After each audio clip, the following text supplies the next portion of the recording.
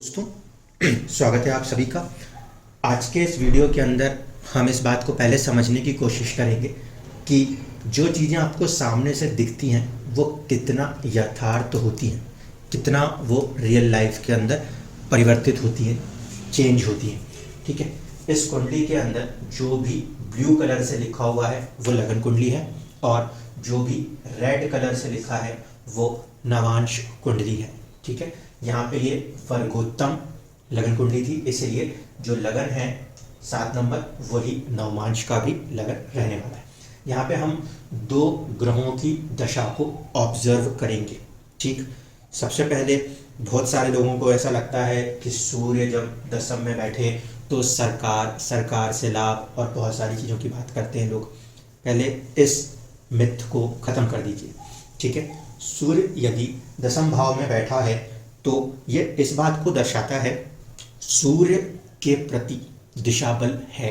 सूर्य के प्रति दिशा बल होने का मतलब क्या है? सूर्य के कारक तत्वों के प्रति दिशा बल होगा एक, दूसरा वो जिस भाव के स्वामी होंगे उसके तरफ, उसके प्रति कहीं ना कहीं एक अपॉर्चुनिटी मिलने जैसी संभावनाएं बनती होंगी। Opportunity is the term.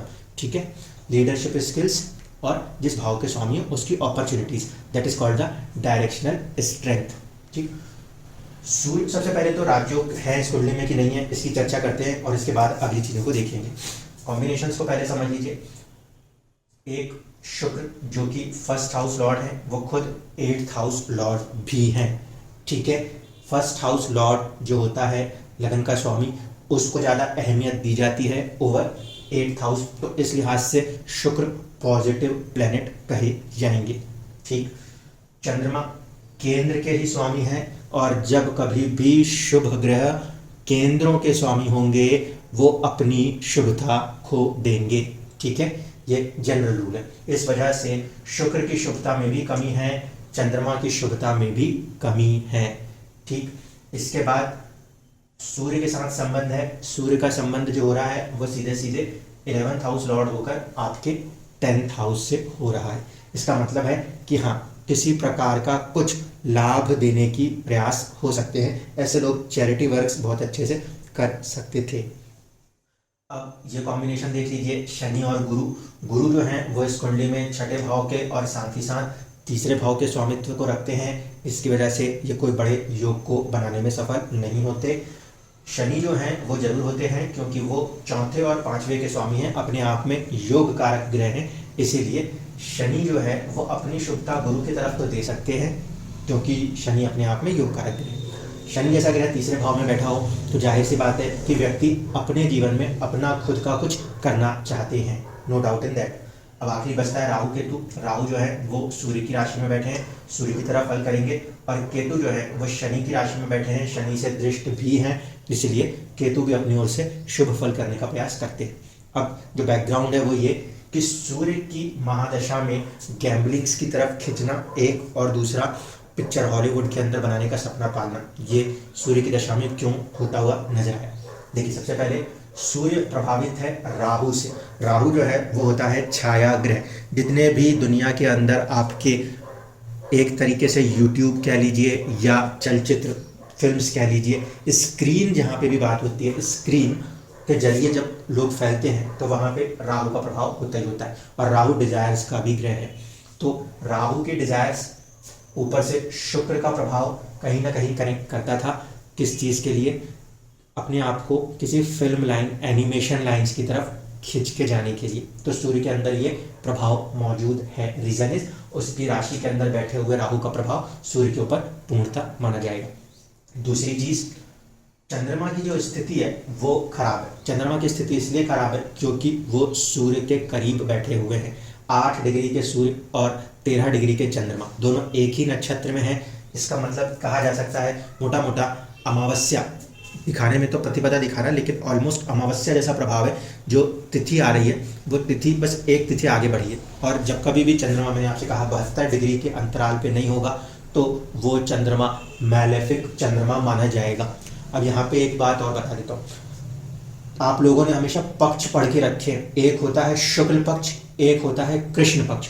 तो इस बात को ध्यान रखिएगा कि जब कभी भी जन्म शुक्ल पक्ष में होता है जब कहते हैं कि चंद्रमा बढ़ रहा है तो मन की लालसाएं आर्थिक उन्नति की तरफ जाती हैं। अगर व्यक्ति का जन्म किस पक्ष में होता हो, शुक्ल पक्ष में होता हो, तो व्यक्ति मटीरियलिस्टिक डिजायर का होता है। और अगर व्यक्ति का जन्म कृष्ण पक्ष में होता है जहाँ चंद्रमा उतर रहा होता है, तो वो आध्यात्मिक या फिर सोशल कॉजेस के लिए होने वाले काम का दर्शाता है। इस बात को हमेशा याद रखिएगा। कृष्ण पक्ष जाना जाता है या तो आध्यात्मिक उन्नति वाले लोगों के लिए या चैरिटी वाले लोगों के लिए, सोशल कनेक्टिविटी वाले लोगों के लिए, और शुक्ल पक्ष का जन्म दर्शाता है आपका मटीरियलिस्टिक वेल्थ की तरफ आपके झुकाव को मन से। तो यहाँ पे चंद्रमा मटीरियलिस्टिक वेल्थ को बनाने के लिए आगे आने को तैयार है और अपने आप में वो सबसे ज़्यादा प्रभावित ग्रह माना जाएगा। रीज़न बिल्कुल क्लियर है, सूर्य से बहुत ही करीब होने के कारण चंद्रमा यहाँ पे मोस्ट मैलेफिक प्लैनेट बना। इस कुंडली को लेने की एक्चुअल वजह भी यही है कि देखने के बाद आप लोग ऐसा बोलोगे 10th लॉर्ड 10th में, सूर्य 7 में, सरकार की नौकरी, फलाना ठिकाना ठिकाना सब कुछ। व्यक्ति भारत में जन्म लिए हुए हैं और कनाडा के अंदर काम कर रहे हैं, ठीक है, तो यहाँ पे कोई फैक्टर नहीं लगा सकते आप सरकारी नौकरी का, भले आपको कुंडली ऊपर से दिख रही हो। अब देखिए सूर्य की दशा के प्रभाव को लेने चलते हैं। सूर्य दशम में बैठे हैं, something related with the status होगा, 10th हाउस के अंदर बात हो रही है, ठीक है। नक्षत्र है पुष्या, स्वामी है शनि। शनि के संबंध होने की वजह से ये जो कॉम्बिनेशन है ये है, पहला 11th हाउस ऑफ गेन्स का लॉर्ड स्टेटस को कन्वर्ट कर रहा है, ठीक है, किसके जरिए, 4th and 5th। Fourth is जनता और जनता का एंटरटेनमेंट, जनता का एंटरटेनमेंट, ठीक है। 5th house is known for entertainment, ठीक। तो सूर्य का एक प्रभाव लाभ से जुड़ा, दूसरा स्टेटस से जुड़ा, तीसरा उसका कनेक्ट है 4th हाउस प्रॉपर्टी और जनता से सुख या संतान से सुख। इन तीनों को लेकर बात यहाँ होनी चाहिए। इसके बाद उसका संबंध है बुध के साथ। बुध के साथ संबंध क्यों है, क्योंकि नवांश में वो बुध की राशि में पाए जाते हैं। ऐसे स्थिति में जब हम देखें तो ये कॉम्बिनेशन अपने आप किसको जोड़ देगा, 6 को जोड़ देगा वाया 9th हाउस, ठीक है। अब इसको समझ लीजिए, सूर्य की महादशा के अंदर क्योंकि लाभ बनाने की एक इच्छा जागी, अपने आप को एक स्टेटस देने की इच्छा जागी, स्टेटस देने की इच्छा में ये जो प्रभाव था 4th प्रॉपर्टी और दूसरा सिनेमा, जनता और जनता से जुड़ने वाले एंटरटेनमेंट्स, इनको लेकर आगे बढ़ने की एक चाहत बनी। और उसी में नक्षत्र के आधार से देखते हैं, नक्षत्र के बाद नवमांश के आधार से देखते हैं, तो सपोर्ट किसने दिया, किस्मत ने सपोर्ट दिया, बुध किस्मत ने सपोर्ट दिया। और इस सपोर्ट की वजह से आपको काफ़ी ज़्यादा मात्रा में लोन्स करोड़ों में मिल गए। तो इसने अपनी दशा में अपने फल को पूरी तरीके से कर दिया। इसमें ये जो मैंने 6 लिखा है, ये 6 की जगह इसको मैं लिखूंगा 12 इसलिए लिखूंगा क्योंकि 12th हाउस की बात हो रही है। तो 12th हाउस की तरफ जाने के लिए उसने अपने पूरे प्रयास कर लिए। अब आ जाइए, इस दशा के खत्म होने तक इसने अपने 12वें के प्रभाव को शुरू किया, तो चंद्रमा की दशा ने पूरे खेल को खराब कर दिया।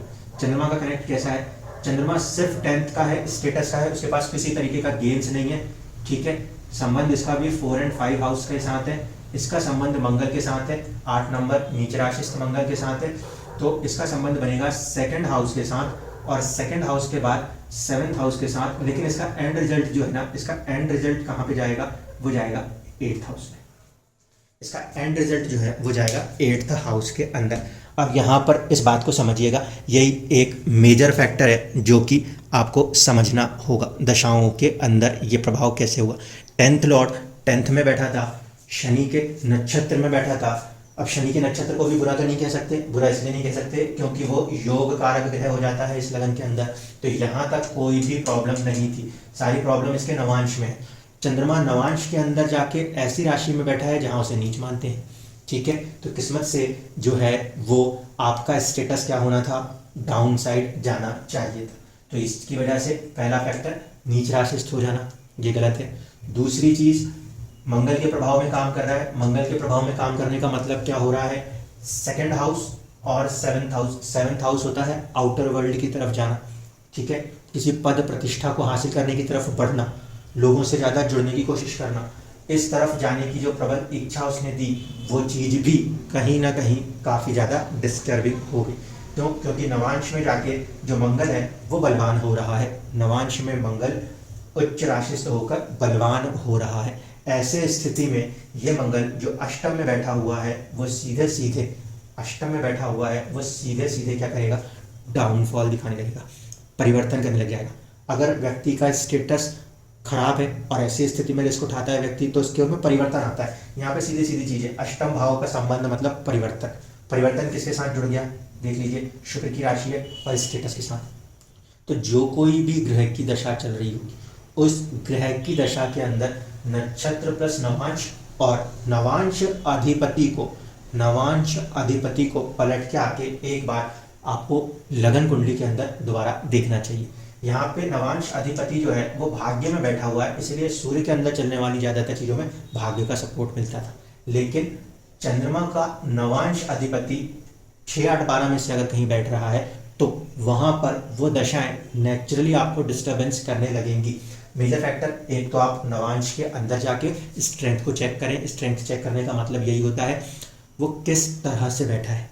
देव में बैठ सकता है, मनुष्य में बैठ सकता है, राक्षस में भी बैठ सकता है, ये नवांश हुए। फिर वो प्रभावित और पीड़ित भी हो सकता है, जैसे कि इस पर्टिकुलर केस के अंदर हो रहा है। ये केतु यहाँ बनेगा क्योंकि इसके फॉर्मेशन आमने सामने होनी चाहिए। ठीक है, तो ये चीजें जो हैं इनको आप ध्यान देंगे तो आपको समझ में आ जाएगा कि ऊपर से दिखने वाली चीजें हमेशा वैसी नहीं होती जैसे आपको पढ़ा दी जाती है कि अरे ये सांप बैठा है सरकारी, ये है सरकारी, वो है पहले भाव का स्वामी है, आप राजा बनेंगे। ये ऊपर की किताब का ज्ञान वहीं तक नमस्कार करने लायक है, क्योंकि जब अंदर आप उतरोगे एक्चुअल में तो वहीं पे बैठे हुए ग्रह उसी भाव को अलग अलग रूप से प्रभावित करने में सक्षम होते हैं। इसीलिए प्रेडिक्शंस के अंदर सिर्फ फर्स्ट एस्पेक्ट काफ़ी नहीं होता, कुछ अंदर की बारीकियां ऐसी होने लगती हैं जिसको देखे बिना कुछ कहना बहुत ज़्यादा चुनौतियां दे सकता है कभी भी प्रेडिक्शन में। मुझे उम्मीद है कि आप लोग इस बात को ध्यान में रखेंगे और इसके अकॉर्डिंगली ही चीज़ों पे जाएंगे। कभी ऐसा हड़बड़ी मत करिएगा कि सर सारे के सारे ग्रह बहुत अच्छे बैठे हैं लगन कुंडली में तो हाँ अच्छा ही होगा।